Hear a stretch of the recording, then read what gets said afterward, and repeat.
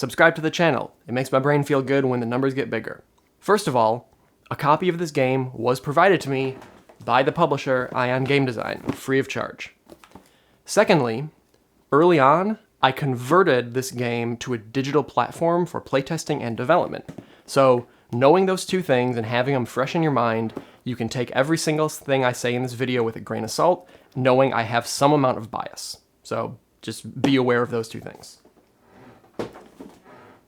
Now, if you only want to know the fast and easy facts, and you don't really want to watch this whole video, I don't blame you, I get it, time is precious.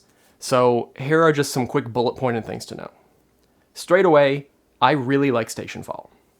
From the first time I played it, I was pretty sure it was going to be a game for me, and now that I have this retail copy in hand, and I've played it a number of times, I can 100% say it is very much a game for me. It's a game about a bunch of maniacal psychopaths on board a spaceship that's crashing into Earth, and each of them have their own personal agendas, which translate into ways they score victory points. If you don't really mind the mountain of chaos that concept brings along, the plethora of rules to make it work, and a whole lot of unpredictability that gives way to tremendous emergent storytelling that is often laugh-out-loud funny, while still having space for tight tactical maneuvering, this may just be the game for you. On the other side of that, if you want something that is controllable, where you know a lot of concrete information that you can build off of before making decisions, this game for sure is not for you. You can feel really out of control of your own destiny, and players can unknowingly screw you over, or be instrumental in securing your victory. And that might be unknown to everybody at the table until it's really too late to do anything about it. This game is full of nonsense, but I think it's pretty endearing nonsense. Also, the physical production of the game is a little rough. It feels sort of low quality. Some of the components are hard to read or handle, and while that really never gets in the way of me wanting to play the game, you should know. So, if you know the big, weird, obtuse premise of this game, and it sounds appealing to you and your group, STATIONFALL absolutely delivers. And if that's really all you wanted to know, hey, thanks for stopping by. Again, be sure to subscribe.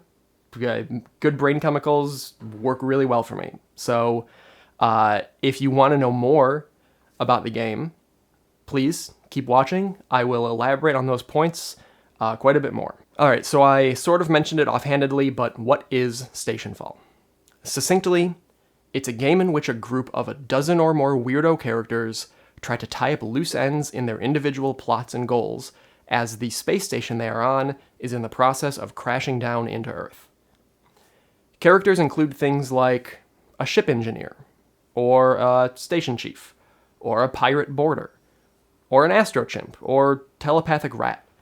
And their individual goals are going to be things like collecting data about a secret on-station project and transmit that data to the police or the news on Earth.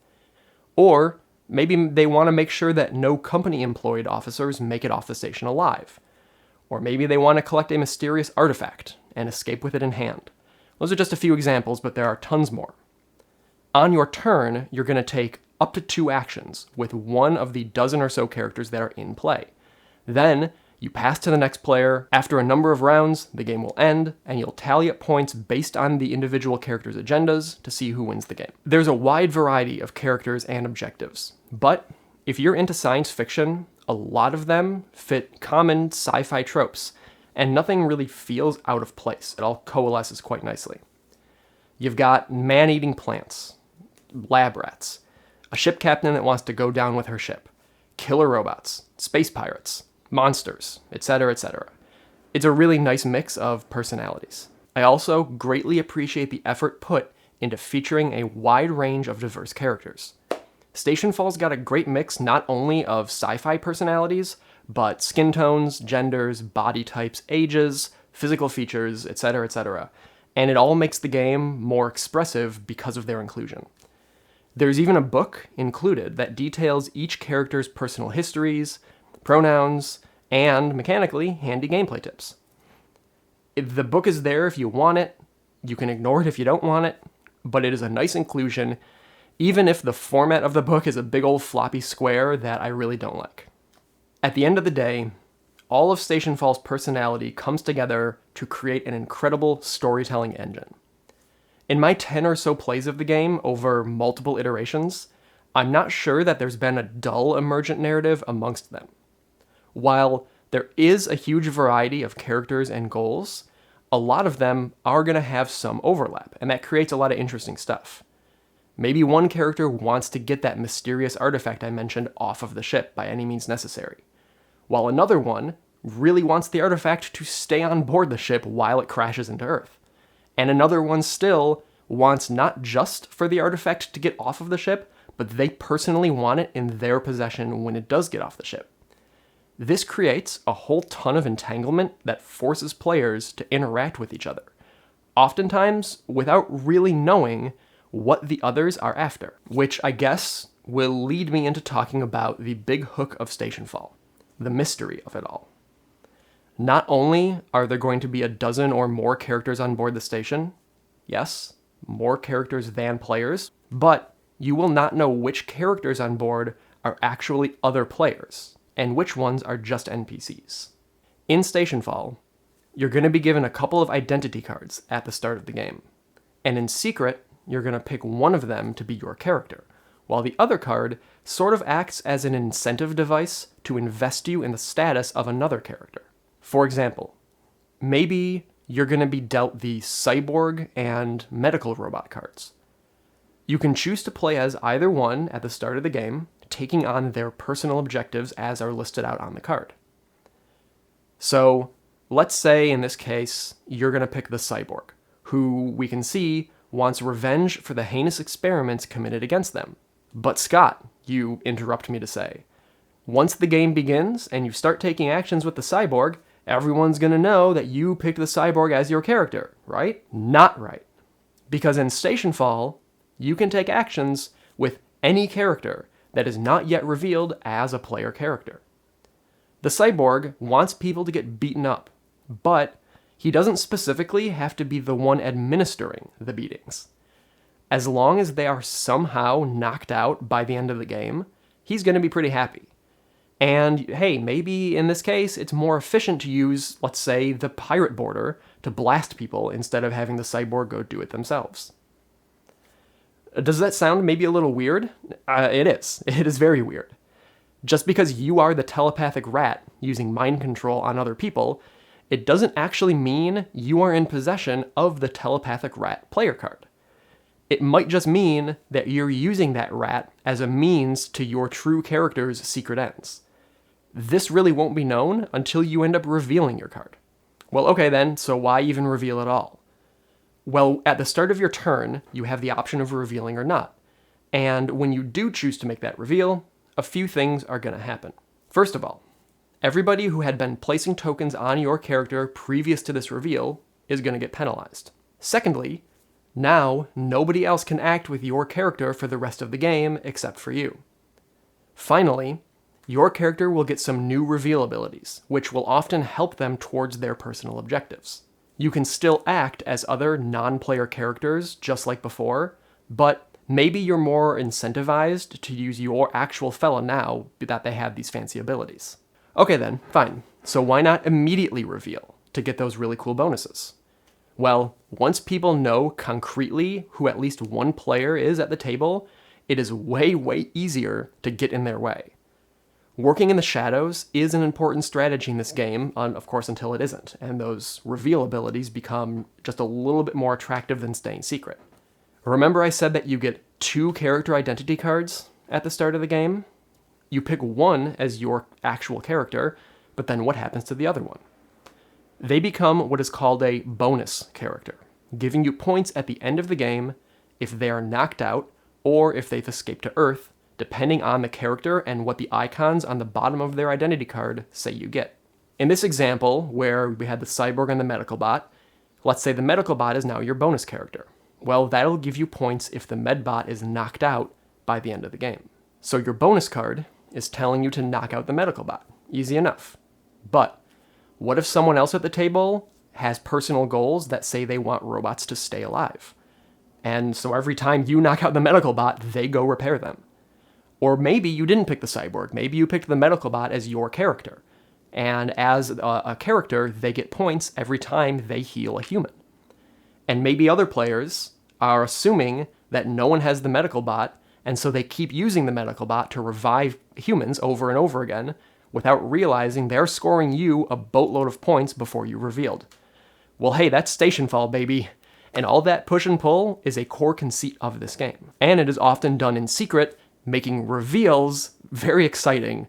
Now, maybe this is putting some emphasis on the characterization and storytelling of the game, but STATIONFALL does have a tactical element to it too that cannot really be ignored. It can be a little bit hard to see at first because so much is going on during the game's 2 to 3 hour playtime, but the game doesn't really have any random events. It doesn't have a random setup for the most part. It doesn't have any dice rolling.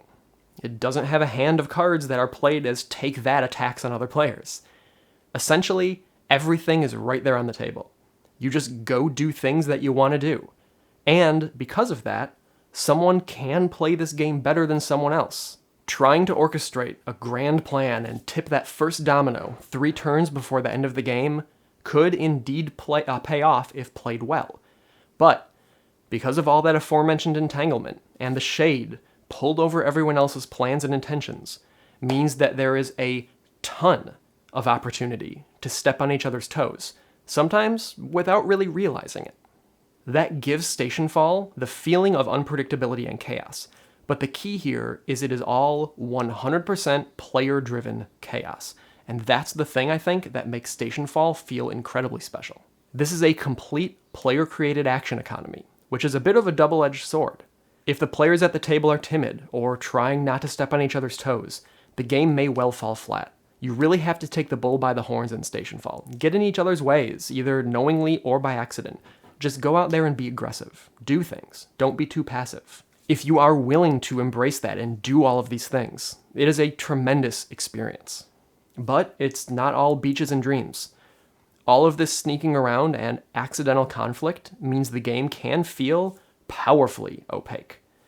It can feel like your early actions are a little aimless until characters are moved around and intentions maybe become a little bit clearer. On the backside, it can feel like the last few rounds are maybe meaningless for you, as your personal objectives have either been handily completed or you've come to terms with the fact that they definitely won't be. So now what do you do? It's not always the case. Sometimes your winning or losing will come down to that very last turn, but dead ends are absolutely possible. And don't be shocked if the last 1 or 2 rounds for you are more or less just taking whatever action you want to because there's nothing more important for you to do on your turn. Furthermore, the game's production does leave a little bit to be desired. The contrast on some components is kind of rough, namely the character cards, which dip into deep black in some areas, losing detail on the art, and even completely hiding item slots. While not totally necessary to see, the item slots are good reminders of how many items a character can hold, so that is why I decided to just take this silver Sharpie and draw all over them, so that it's a handy reminder of how much more a character can have. The cards are also printed with a linen texture, which can sometimes be nice in games, but here, when mixed with the especially dark colors, even just a little bit of glare can make them hard to read, especially ones that have a bunch of text. And because you'll need to be looking at cards from across the table, the numerous and small icons can take extra effort to decipher. There's a lot to look at on these, and it would have been nice to have a small handheld player aid to remind you of the dozens of actions and the icons associated with those actions that the game asks you to memorize. Especially difficult if you're trying to be sneaky and not be peering across the table at very specific things. Setup in STATIONFALL is also a whole dang thing, as many of the characters are going to add new modules into the ship, and it requires that they get added to very specific locations that can be a little hard to find if you're not already familiar with the station layout. It is a little bit of a bummer, and honestly, the physical production of the game is one of its weaker points. And then there's learning the game. It's a little tricky. The Learn to Play book is honestly not great, and it has some incongruities when compared to the real rulebook, the reference manual, which I think is pretty good for looking up rules, but isn't always the easiest thing to use when you're learning the game. Probably I'd recommend learning the game from a video online and then reference the reference manual to solidify some of the concepts. If I had to say, though, that this prevents me at all from wanting to take the game out and play it, or if the lengthy teach that it demands makes me hesitate on introducing it to new players, or if the oddball entanglement makes it hard for me to recommend it to others, no. Holy shit, STATIONFALL rules. Come on, I said it at the very top of this. STATIONFALL rules.